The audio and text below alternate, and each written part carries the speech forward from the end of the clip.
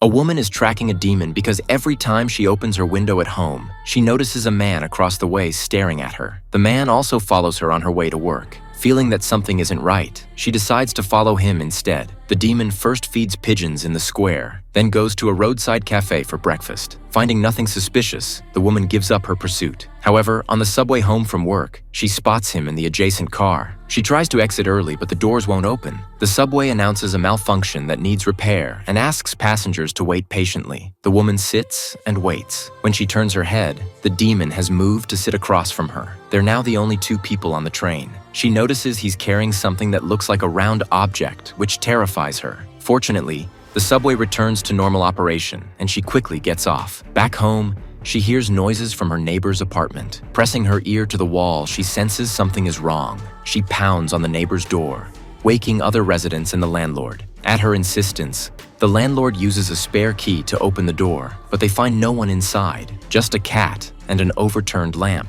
She's confused, wondering if her neighbor hasn't returned yet. The woman goes home to rest, but when she opens her window, she sees the demon still watching her. She decides to follow him again. This time, he enters an alley, and after some deliberation, she follows. Inside is a dance hall. The demon is just the cleaning staff. Finding no evidence of anything sinister, she decides to stop following him. That evening, she attends a party with her boyfriend, who speaks with a good friend in a language she doesn't understand. Feeling insulted, and combined with the stress of being watched daily by the man across from her apartment, she feels she might soon lose her mind. She decides to leave the city for the countryside to relax. While packing at home, she hears music from next door and assumes her neighbor has returned. Wanting to say goodbye before leaving, she discovers the neighbor's door unlocked. Moving through the dim living room, she sees her neighbor sitting in a chair. The sight terrifies her. Suddenly, a plastic bag is pulled over her head, and the demon knocks her unconscious. When she awakens,